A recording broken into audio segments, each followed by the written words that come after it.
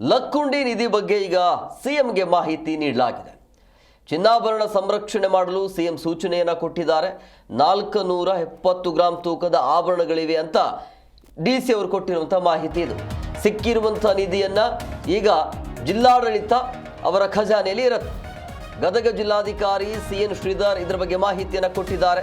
ಪುರಾತತ್ವ ಇಲಾಖೆಯ ಅಧಿಕಾರಿ ಅವರ ಹೇಳಿಕೆಯೂ ಕೂಡ ಇಲ್ಲಿ ಗೊಂದಲ ಇದೆ, ಏನು ಎತ್ತ. ಆದರೆ ಈ ಕುಟುಂಬಕ್ಕೆ ಆ ಒಂದು ಪ್ರಾಮಾಣಿಕತೆ ಇದೆಯಲ್ಲ, ಅದಕ್ಕೆ ಮೆಚ್ಚಲೇಕೊಳ್ಬೇಕಾಗತ್ತೆ. ಈ ರೀತಿಯಾಗಿ ನಿಧಿ ಸಿಕ್ಕಿದ್ರೂ ಕೂಡ ಅದನ್ನು ಒಪ್ಪಿಸುವಂಥ ಕೆಲಸ ಮಾಡಿದ್ರಲ್ಲ ಆ ಕುಟುಂಬ. ಸೊ ಈ ಕಾಲದಲ್ಲೂ ಕೂಡ ಪ್ರಾಮಾಣಿಕತೆ ಒಂದು ಕಡೆ ಆದರೆ ಆ ಕುಟುಂಬಕ್ಕೆ ಭದ್ರತೆಯನ್ನು ಕೂಡ ಕೊಡಬೇಕಾಗತ್ತೆ. ಸೊ ಹೇಗೆ ಏನು ಎತ್ತ ಅನ್ನೋದ್ರ ಬಗ್ಗೆ ಅದು ತನಗೆ ತನ್ನ ಪಾಡಿಗೆ ತಾನಾಗತ್ತೆ. ಬಟ್ ಈಗ ಸಿಎಂ ಹೇಳಿರುವಂಥದ್ದು ಅಥವಾ ಡಿಸಿ ಮುಖಾಂತರ ಸಿಗ್ತಾ ಇರುವಂಥ ಮಾಹಿತಿ ಇದು. ಲಕ್ಕುಂಡಿ ನಿಧಿ ಬಗ್ಗೆ ಸಿಎಂಗೆ ಮಾಹಿತಿಯನ್ನು ಕೊಟ್ಟಿದ್ವಿ ಅನ್ನೋದು. ಚಿನ್ನಾಭರಣ ಸಂರಕ್ಷಣೆ ಮಾಡಲು ಈಗಾಗಲೇ ಸಿಎಂ ಸೂಚನೆಯನ್ನು ಕೊಟ್ಟಿದ್ದಾರಂತೆ. ಸೊ ಹಂಗಾಗಿ 470 ಗ್ರಾಂ ತೂಕದ ಆಭರಣಗಳು ಇದಾವೆ ಅಂತ ಡಿಸಿ ಅವರ ಹೇಳಿಕೆ ಇದೆ. ಸೊ ಈಗ ಈ ಸಿಕ್ಕಿರುವಂಥ ನಿಧಿ ಅಥವಾ ಚಿನ್ನಾಭರಣ ಏನಿದೆಯಲ್ಲ ಅದು ಈಗ ಜಿಲ್ಲಾಡಳಿತದ ವಶದಲ್ಲಿದೆ. ಸೊ ಭೂಮಿಯಲ್ಲಿ ಏನಾದರೂ ಸಿಕ್ಕರೆ ಅದು ಸರ್ಕಾರದ ಸ್ವತ್ತಾಗತ್ತೆ. ಇದ್ರ ಬಗ್ಗೆ ತಜ್ಞ ಅಧಿಕಾರಿಗಳ ನೇತೃತ್ವದಲ್ಲಿ ತನಿಖೆ ಆಗತ್ತೆ ಅಂತ ಹೇಳಿದರು. ಗದಗ ಜಿಲ್ಲಾಧಿಕಾರಿ ಸಿಎನ್ ಶ್ರೀಧರ್ ಅವರ ಹೇಳಿಕೆ ಇದು. ಆ ಜಾಗ ಯಾರದು ಏನು ಎತ್ತ ಅನ್ನೋದ್ರ ಬಗ್ಗೆ ಪರಿಶೀಲನೆ ತನಿಖೆ ಆಗಬೇಕಾಗತ್ತೆ. ಸೊ ಹಂಗಾಗಿ ಒಂದು ದೊಡ್ಡ ಮಟ್ಟದಲ್ಲಿ ಸದ್ದು ಮಾಡ್ತಾ ಇರುವಂಥ ಪ್ರಕರಣ ಇದು. ಗದಗ ಜಿಲ್ಲೆಯಲ್ಲಿ ನಡೆದಿರುವಂಥ ಒಂದು ಘಟನೆ ಇದೆಯಲ್ಲ. ಸೊ ಹಂಗಾಗಿ ಆ ಬಗ್ಗೆ ಬೇರೆ ಬೇರೆ ರೀತಿಯ ಚರ್ಚೆಗಳು ಒಂದು ಕಡೆ ಆದ್ರೂ ಕೂಡ ಆ ಕುಟುಂಬದ ಪ್ರಾಮಾಣಿಕತೆಗೆ ನಾವು ಮೆಚ್ಚುಗೆಯನ್ನು ಕೊಡಲೇಬೇಕಾಗತ್ತೆ, ಮೆಚ್ಚುಗೆಯನ್ನು ಸಲ್ಲಿಸಲೇಬೇಕಾಗತ್ತೆ. ಅದರ ಜೊತೆಗೆ ಆ ಕುಟುಂಬಕ್ಕೆ ಈ ಸರ್ಕಾರ ಏನು ಮಾಡುತ್ತೆ ಅಂಥೇಳಿ ಈಗ ಡಿ ಸಿ ಅವರು ಹೇಳ್ತಾ ಇರುವಂಥದ್ದು ಸರ್ಕಾರದ ಸ್ವತ್ತಾಗತ್ತೆ ಆ ಜಾಗ ಅಂಥೇಳಿ ಹೇಳಲಾಗ್ತಾ ಇದೆ ಅಂತೆ. ಗೊತ್ತಿಲ್ಲದು ಹೆಂಗಾಗತ್ತೆ, ಏನು ಎತ್ತ. ಅಲ್ಲಿ ದೇವಸ್ಥಾನ ಇದೆ ಅಂತೆ. ಈಗ ನಿಧಿ ಸಿಕ್ಕಿರುವಂಥ ಜಾಗದಲ್ಲಿ ಏನು ಮಾಡ್ತಾರೆ, ದೇವಸ್ಥಾನ ನಿರ್ಮಾಣ ಆಗತ್ತಾ, ಮತ್ತು ಆ ಕುಟುಂಬಕ್ಕೆ ರಕ್ಷಣೆ ಹೇಗೆ ಅನ್ನೋದು. ಸೊ ಹಂಗಾಗಿ ಸರಿಯಾದ ರೀತಿಯಲ್ಲಿ ತನಿಖೆ ಮಾಡಬೇಕಾಗತ್ತೆ. ಮಾಡಾದ ನಂತರ ಜಾಗ ಯಾರದು ಏನು ಎತ್ತ ಅನ್ನೋದ್ರ ಬಗ್ಗೆ ಈಗ ನೋಡಿ ಆ ಕುಟುಂಬ ಆ ಸಿಕ್ಕಿರುವಂಥ ಚಿನ್ನಾಭರಣಗಳು ಏನಿದಾವಲ್ಲ ಅದನ್ನು ತೆಗೆದುಕೊಳ್ಳೋಕ್ಕೂ ಕೂಡ ಹಿಂದೇಟನ್ನು ಹಾಕ್ತಾ ಇರುವಂಥ ಕುಟುಂಬ. ನಮಗೆ ಬೇಡವೇ ಬೇಡ, ಯಾಕೆಂದರೆ ನಮಗೆ ಜೀವ ಬೇಕು ಅಂಥೇಳಿ. ಇರೋದು ಒಬ್ಬನೇ ಮಗ, ನಮಗೆ ರಕ್ಷಣೆ ಕೊಡಿ, ಈ ಚಿನ್ನಾಭರಣ ನಮಗೆ ಅವಶ್ಯಕತೆ ಇಲ್ಲ ಅಂಥೇಳಿ ಸರ್ಕಾರಕ್ಕೆ ಒಪ್ಪಿಸಿರುವಂಥದ್ದು. ಅಂದರೆ ಭಯ ಕಾಡ್ತಾ ಇದೆ, ಕನಸಲ್ಲಿ ಏನೇನೋ ಬರುತ್ತೆ, ಈ ಜಾಗದಲ್ಲಿ ಏನೇನೋ ನೋಡಿದ್ದೀವಿ, ಹಾಗಾಗಿ ನಮಗೆ ಭಯ ಇದೆ. ಸೊ ನಮಗೆ ರಕ್ಷಣೆ ಮುಖ್ಯ ಆಗುತ್ತೆ, ಈ ಸರ್ಕಾರ ರಕ್ಷಣೆ ಕೊಡಬೇಕು ಅಂತೇಳಿ ಖಂಡಿತವಾಗಿಯೂ ಕೂಡ ಕೊಡಬೇಕು. ಯಾಕಂದರೆ ಸರ್ಕಾರ ಮಧ್ಯಪ್ರವೇಶ ಮಾಡಿರೋದ್ರಿಂದಾಗಿ ಸರ್ಕಾರನೇ ಎಲ್ಲಾದರೂ ಒಂದು ಕಡೆ ಆ ಪಂಚಾಯತಿ ಲೆವೆಲಲ್ಲಿ ಎಲ್ಲಾದರೂ ಒಂದು ಕಡೆ ಮನೆ ಮಾಡಿಕೊಡ್ಬೇಕಾಗತ್ತೆ. ಸೊ ಆ ಕೆಲಸವನ್ನು ಸರ್ಕಾರ ಆಗಿರ್ಬೋದು ಅಥವಾ ಅಲ್ಲಿನ ಸ್ಥಳೀಯ ಶಾಸಕರು ಕೂಡ ಮಾಡಬೇಕಾಗತ್ತೆ ಆ ಕೆಲಸವನ್ನು.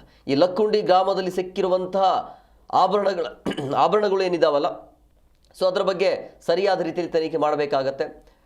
ಸೊ ಏನೇನು ಸಿಕ್ಕಿದೆ ಅಂತ ಹೇಳಿದ್ರೆ ಡೀಟೇಲ್ ಆಗಿ ಹೋದರೆ ಅದು ಸಿಕ್ಕಾಪಟ್ಟೆ ಇದೆ. ಕೈ ಕಡಗದ ಒಂದು ತುಂಡು ಅದು ಎಷ್ಟಿದೆ ಅಂತ ಹೇಳಿದ್ರೆ 33 ಗ್ರಾಮ್ ಇದ್ದಾವೆ. ಕಂಠದಾರ ಒಂದು ತುಂಡು 12 ಗ್ರಾಮ್, ಇನ್ನು ಕಂಠದಾರ ಇನ್ನೊಂದು ತುಂಡು 44 ಗ್ರಾಮ್ ಇದೆ. ಕಂಠದಾರ ಮತ್ತೊಂದು ತುಂಡು 137 ಗ್ರಾಮ್.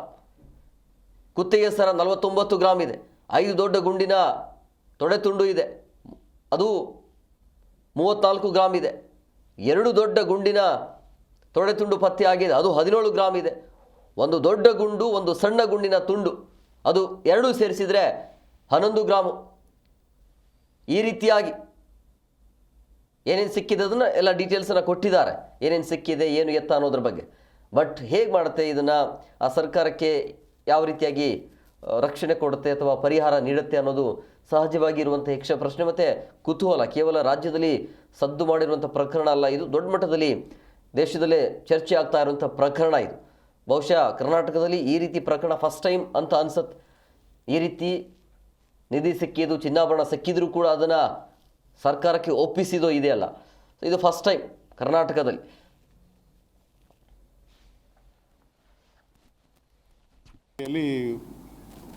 ಏನು ಲಕ್ಕುಂಡಿ ಅಭಿವೃದ್ಧಿ ಪ್ರಾಧಿಕಾರ ಏನಿದೆ ಆ ವ್ಯಾಪ್ತಿಯೊಳಗೆ ರಿತ್ತಿ ಅನ್ನೋ ಫ್ಯಾಮಿಲಿಯವರು ಅವ್ರ ಮನೆ ಕಟ್ಟಕ್ಕೆ ಪಾಯ ಆಗಿತ್ತಾ ಇರಬೇಕಾದಾಗ ಅವ್ರ ಮಗ ಪಾಯ ಮುಚ್ಚೋ ಸಂದರ್ಭದಲ್ಲಿ ಏನೋ ಒಳಿತಾ ಇದೆ ಅಂತ ಹೇಳಿ ನೋಡಿ ಅದನ್ನು ಈಚೆ ತೆಗೆದಾಗ ಅದು ಚಿನ್ನದ ತಪ್ಪಲೆ ಒಳಗೆ ಒಂದಷ್ಟು ಚಿನ್ನ ಇದೆ ಅಂತ ಗೊತ್ತಾಗಿದ್ದನ್ನು ಇನ್ನು 8th ಸ್ಟ್ಯಾಂಡರ್ಡ್ ಹುಡುಗ ಪ್ರಜ್ವಲ್ ಅಂತ ಅವ್ನು ಗೊತ್ತಾದಾಗ ಅವನು ಅವ್ರ ಅಜ್ಜಿಗೆ ಅವ್ರ ಅಮ್ಮಂಗೆ ಮತ್ತು ಅಕ್ಕಪಕ್ಕದಲ್ಲಿದ್ದವ್ರಿಗೆಲ್ಲ ಹೇಳಿ ಅದು ಸುದ್ದಿ ಆದಾಗ ನಮ್ಮ ಸಿದ್ದು ಪಾಟೀಲ್ ಅವ್ರಿಗೂ ಗೊತ್ತಾಗಿ ಸಿದ್ದು ಪಾಟೀಲ್ ಅವರು ಅಲ್ಲಿ ಹೋಗಿ ನೋಡಿದಾಗ ಅದು ಒಂದು ತಪ್ಪಲೆ ಒಳಗೆ ಚಿನ್ನ ಇದ್ದಿದ್ದು ಗೊತ್ತಾಗಿ ಅದಾದಮೇಲೆ ತಮಗೆಲ್ಲ ಗೊತ್ತಿದೆ, ಸುದ್ದಿ ಎಲ್ಲ ಕಡೆಗೂ ಹಬ್ತು, ದೇಶಕ್ಕೆಲ್ಲ ಗೊತ್ತಾಯಿತು. ಆ ಟೈಮ್ಗೆ ಡಿಸ್ಟ್ರಿಕ್ಟ್ ಮಿನಿಸ್ಟ್ರಿಗೆ ಫೋನ್ ಮಾಡಿ ತಿಳಿಸಿದಾಗ CM ಜೊತೆಗೆ ಅವರಿದ್ದರು. CM ಜೊತೆಗೂ ಹೇಳಿದಾಗ CM ಅವರು ಅದನ್ನು ಏನು ನಿಯಮಗಳಿದೆ ಅದರ ಪ್ರಕಾರ ಅದನ್ನು ಕಾಪಾಡಿ ಸಂರಕ್ಷಣೆ ಮಾಡಿ ಅಂತ ಸೂಚನೆಗಳು ಕೊಟ್ಟರು. ಅದರಂತೆ ನಮ್ಮಲ್ಲಿ ಎಲ್ಲರೂ ಟೀಮು ಸೇರಿಕೊಂಡು ಅವತ್ತೊಂದು ದಿನ ಅಲ್ಲಿ ಮಹಜರೆಲ್ಲ ಮಾಡಿ ಮತ್ತು ಪುರಾತತ್ವವ್ರನ್ನೆಲ್ಲ ಕರೆಸಿ ಚೆಕ್ ಮಾಡಿ ನಮ್ಮ SP ಮತ್ತು ನಮ್ಮ ADC AC ತಹಸೀಲ್ದಾರರು ನಮ್ಮ ಸಿದ್ದು ಪಾಟೀಲರು ಎಲ್ಲರೂ ಸೇರಿಕೊಂಡು ಅವತ್ತೊಂದು ದಿನ ತಂದು ಅದನ್ನು ಟ್ರೆಜರಿಯಲ್ಲಿ ಇಟ್ಟಿದ್ದೀವಿ. ನಮ್ಮ ರಾಜ್ಯದಲ್ಲಿ 1962 ಒಂದು ಏನು ಕಾನೂನಿದೆ, ನಿಕ್ಷೇಪ ನಿಧಿ ಅಧಿನಿಯಮ 1962 ಅಂತ ಹೇಳಿ, ಅದರೊಳಗೆ ಈ ರೀತಿಯಾಗಿ ಸಿಕ್ಕಿದ್ದ ಇದನ್ನು ಹೇಗೆ ಹ್ಯಾಂಡ್ಲ್ ಮಾಡಬೇಕು, ಅದು ಸರ್ಕಾರ ಏನು ಮಾಡಬೇಕು ಅನ್ನೋದ್ರ ಬಗ್ಗೆ ಕೊಟ್ಟಿದೆ. ನಿಯಮಗಳನ್ನು ರೂಪಿಸಿ ಅದು 1962 ಜಾರಿಯಲ್ಲಿದೆ. ಈ ನಡುವೆ ನಮ್ಮ ನ್ಯಾಷನಲ್ ASI ಅವರು ಮಾತಾಡ್ತಾ ಅವ್ರಿಗೊಂದು ದ್ವಂದ್ವ ಕ್ರಿಯೇಟ್ ಆಗಿ ಅವರು ಆ ದ್ವಂದ್ವದ ನಿಲುವನ್ನು ಹೇಳಿದಾಗ ಅದು ಸ್ವಲ್ಪ ಗೊಂದಲಕ್ಕೆ ಕಾರಣ ಆಗಿತ್ತು. ಇವತ್ತಿನ ಸಭೆ ಮುಖ್ಯ ಉದ್ದೇಶ ಅವರು ಆ ಗೊಂದಲನ ನಮಗೆ ನಿವಾರಣೆ ಮಾಡಲಿ ಅಂತಲೇ ಕರೆದಿರೋದು. ಈಗ ರಮೇಶ್ ಅವ್ರ ಕೈಲೇ ಅದು ಹೇಳ್ತೀನಿ, ಅವರಾದಮೇಲೆ ನಮ್ಮ ASI ಸ್ಟೇಟ್ ASI ಅವರು ಇದ್ದಾರೆ. ಸೊ ಅವರಿಬ್ಬರು ಚೆಕ್ ಮಾಡಿ they have come to a conclusion. ಈಗ ಅವರ ಬಾಯಿಂದನೇ